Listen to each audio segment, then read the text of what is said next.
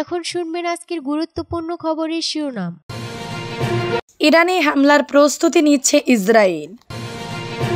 Haifa বন্দরে সমুদ্র অবরোধের ঘোষণা। গাজায় ইসরায়েলি হামলায় নিহতর সংখ্যা 53,600 ছুঁই। বেলুচিস্তানে স্কুল বাসে বিস্ফোরণ, শিশুসহ নিহত 5।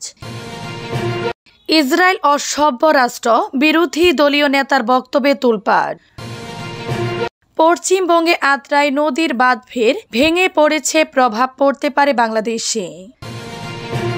ইরানে হামলার প্রস্তুতি নিচ্ছে ইসরায়েল। যুক্তরাষ্ট্রের গোয়েন্দা সংস্থাগুলো ইসরায়েলের গোপন প্রস্তুতি সম্পর্কে নতুন তথ্য পেয়েছে, যা ইরানের পরমাণু স্থাপনাগুলোর উপর সম্ভাব্য হামলার ইঙ্গিত দিচ্ছে।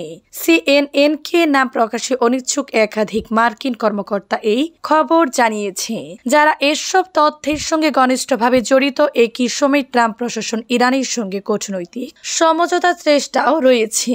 যুক্তরাষ্ট্রের একাধিক গোয়েন্দা কর্মকর্তা সিএনএনকে বলেছেন, এমন হামলা প্রেসিডেন্ট ডোনাল্ড ট্রাম্পের কৌশলের সঙ্গে প্রকাশ্য বিরোধ সৃষ্টি করবে এবং মধ্যপ্রাচ্য আরও বড় আকারের সংঘাতের সম্ভাবনা তৈরি করবে, যা গাজা যুদ্ধের পর 2023 সাল থেকে যুক্তরাষ্ট্র এড়িয়ে চলতে চাইছে। তবে মার্কিন গোয়েন্দা সংস্থাগুলো এখনও নিশ্চিতভাবে জানতে পারেনি যে ইসরায়েল এই হামলার বিরুদ্ধে চূড়ান্ত সিদ্ধান্ত নিয়েছে কিনা। মার্কিন প্রশাসনের ভিতরেও এ নিয়ে মতবিরোধ রয়েছে। তবে যুক্তরাষ্ট্রের গোয়েন্দা তথ্য অনুসারে গত কয়েক মাসে ইরানি হামলার সম্ভাবনা গুরুত্বভাবে বেড়েছে বলে জানানো হয়েছে। হাইফা বন্দরে সমুদ্র অবরোধের ঘোষণা। গাজায় চলমান ইসরায়েলি হামলার জবাবে ইসরায়েলের হাইফা বন্দরে সমুদ্র অবরোধের ঘোষণা দিয়েছে ইয়েমেনের ইরান সমর্থিত হুতি গোষ্ঠী। সোমবার টেলিভিশনে সম্প্রচারিত এক বিবৃতিতে হুতি মুখপাত্র ইয়াহিয়া সারি বলেন, এই ঘোষণার মুহূর্ত থেকে হাইফা বন্দর লক্ষ্যবস্তু হিসেবে তালিকাভুক্ত হয়েছে। এ বন্দরে অবস্থান করা, যা এর দিকে যাত্রা করা সম্ভব জাহাজ সংশ্লিষ্ট কোম্পানিকে বিষয়টি অবহিত করা হচ্ছে। গাজায় ফিলিস্তিনদের প্রতি সংহতি জানিয়ে ইসরায়েলের রাজধানী তেল আবিবের বেন গুরিয়ন বিমানবন্দর সহ বিভিন্ন নিশানায় ক্ষেপণাস্ত্র ছুড়ে যাচ্ছে হুতিরা। তবে বেশিরভাগ হামলায় ইসরায়েল প্রতিহত করেছে। হুতিদের হামলার জবাবে ইসরায়েলও পাল্টা হামলা চালিয়েছে। Al Jazeera. গাজায় ইসরায়েলি হামলায় নিহত সংখ্যা 53,600 ছুঁই। ফিলিস্তিনের অবরুদ্ধ গাজা ভূখণ্ডে ইসরায়েলের চালানো ভয়াবহ সামরিক অভিযানে এখন পর্যন্ত কমপক্ষে 53,573 জন ফিলিস্তিনি নিহত হয়েছেন। মঙ্গলবার 20 মে গাজার স্বাস্থ্য মন্ত্রণালয়ের প্রকাশিত সর্বশেষ তথ্য অনুযায়ী 2023 সালের অক্টোবরে অভিযান শুরুর পর থেকে কমপক্ষে 53,573 জন ফিলিস্তিনি নিহত হয়েছেন। আহত হয়েছেন 1,21,688 জন। প্রতিদিন গড়ে শতাধিক প্রাণহানি ঘটিয়েছে, আর আহতর সংখ্যা পৌঁছেছে বিপর্যয়কর অবস্থায়। গত 24 ঘন্টায় উদ্ধার হওয়া 87টি লাশ এবং 290 জন আহতর খবরে স্পষ্ট সহিংসতা থামার কোনো লক্ষণ নেই।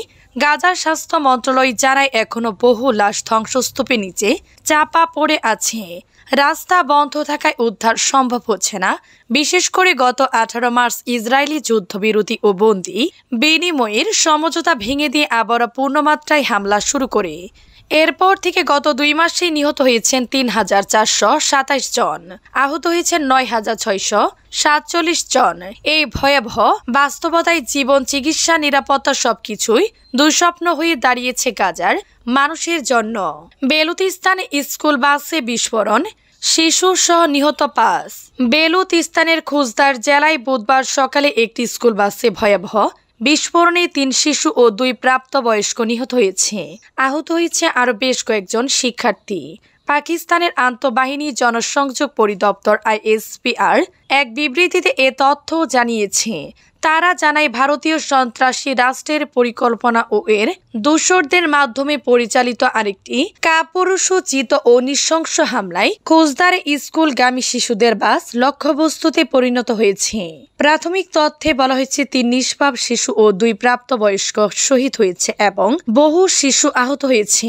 ISAP আরও জানায়, যুদ্ধক্ষেত্রে ব্যর্থ হয়ে ভারতের মদতপুষ্ট সন্ত্রাসীরা বেলুচিস্তান ও খাইবার পাখতুনখোয়ায় অস্থিরতা ও আতঙ্কে ছড়াতে এ ধরনের ঘৃণ্য হামলা চালাচ্ছে।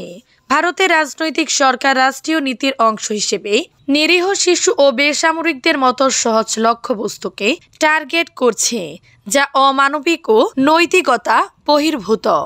ইসরায়েল অসভ্য রাষ্ট্র বিরোধী দলীয় নেতার বক্তব্যে তোলপাড়। ইসরায়েলের একজন শীর্ষ বিরোধী নেতা বলেছেন তার দেশ একটি অসভ্য রাষ্ট্রে পরিণত হচ্ছে, কারণ এখানে শক মেটানোর মতো হত্যা করা হচ্ছে শিশুদের। মঙ্গলবার 20 মে এক প্রতিবেদনে এ তথ্য জানিয়েছে বার্তা সংস্থা আনাদোলু। প্রতিবেদনে বলা হয়, বামপন্থী এবং বিরোধী ডেমোক্রেট পার্টির প্রধান ইয়ার গোলান ইসরায়েলি পাবলিক ব্লডকাস্টারকে দেয়া এক সাক্ষাৎকারে প্রতিবেদনে বলা হয়, বামপন্থী এবং বিরোধী ডেমোক্রেটস পার্টির প্রধান ইয়ার গোলান ইসরায়েলি পাবলিক ব্লডকাস্টারকে দেয়া এক সাক্ষাৎকারে বলেছেন, আমরা যদি একটি সুস্থ দেশের মতো আচরণ করতে ফিরে না আসি তাহলে ইসরায়েল দক্ষিণ আফ্রিকার মতো একটি রাষ্ট্রে পরিণত হওয়ার পথে। তিনি আরো বলেন, একটি সুস্থ দেশ বেসামরিক নাগরিকদের বিরুদ্ধে লড়াই করে না, শখের জন্য শিশুদের হত্যা করে না এবং জনসংখ্যাকে বিতাড়িত করা লক্ষ্য রাখে না। এই সরকার প্রতিহিংসা পরায়ণ ব্যক্তিতে পরিপূর্ণ, যাদের কোনো নীতিবোধ নেই এবং সংকটের সময়ে দেশ চালানোর ক্ষমতা নেই। এটি আমাদের অস্তিত্বকে বিপন্ন করে। গোলানের এই অভূতপূর্ব বক্তব্য প্রধানমন্ত্রী বেনিয়ামিন নেতানিয়াহু এবং তার সরকারের সদস্যদের মধ্যে তীব্র প্রতিক্রিয়ার সৃষ্টি করেছে। পশ্চিমবঙ্গে আত্রাই নদীর বাঁধ ফের ভেঙে পড়েছে, প্রভাব পড়তে পারে বাংলাদেশে। পশ্চিমবঙ্গের বালুরঘাটের আত্রাই নদীর বাঁধ আবারও ভেঙে পড়েছে, এতে আতঙ্কে রয়েছেন নদীর পাড়ের বাসিন্দারা। মঙ্গলবার 20 মে সকালে পানির চাপে ভেঙে যায় আত্রাই ড্যামের ভারতীয় অংশ। উত্তরের আত্রাই নদী বাংলাদেশ থেকে ভারতে প্রবেশ করে আবার বাংলাদেশে প্রভাবিত হয়েছে। ভারতের অভিযোগ, নদীতে বাংলাদেশের পক্ষ থেকে রাডার ড্যাম দিয়ার কারণে ভারতীয় অংশে বারবার বন্যার কারণ হয়ে দাঁড়িয়েছে। এ অবস্থায় পরিস্থিতি মোকাবেলায় গত বছর থেকে আত্রাই নদীতে ছোট আকারে বাঁধ দেওয়ার কাজ শুরু করে ভারত, কিন্তু বাঁধের কাজ চলাকালে গত ফেব্রুয়ারিতে বন্যার পানি চাপে ড্যাম ভেঙে যায়। সে ঘটনার পর থেকে প্রশাসনের পক্ষ থেকে জোরে সোরে চলছিল মেরামতের কাজ, কিন্তু মঙ্গলবার সকালে ওই মেরামত অংশ ফের ভেঙে পড়ায় নতুন করে উদ্বেগ ছড়িয়ে পড়েছে। টানা বৃষ্টিতে ইতিমধ্যে আত্রাই নদীর পানির স্তর ভেঙেছে। স্থানীয়রা জানান, এভাবে পানি বাড়লে ড্যামের ক্ষতিগ্রস্ত অংশ পুরোপুরি ধসে পড়তে পারে, এতে পার্শ্ববর্তী গ্রামগুলো তলিয়ে যাবে। নদীটি যেহেতু ভারত হয়ে বাংলাদেশে আবারও প্রবেশ করেছে, সেই ক্ষেত্রে নদীতে হঠাৎ পানি প্রবাহ বাড়ায় বাংলাদেশে নেতিবাচক প্রভাব পড়বে বলে আশঙ্কা করা হচ্ছে। এদিকে 1 বছর আগে প্রায় 30 কোটি টাকা ব্যয় করে নির্মিত এই বাঁধ বর্ষার শুরুতে ভেঙে যাওয়ায় আতঙ্কে রয়েছেন আশপাশের গ্রামের বাসিন্দারা। ঘটনার পরে ড্যামটি পরিদর্শনে আসেন দক্ষিণ দিনাজপুরের সংসদ সদস্য ও কেন্দ্রীয় প্রতিমন্ত্রী সুকান্ত মজুমদার।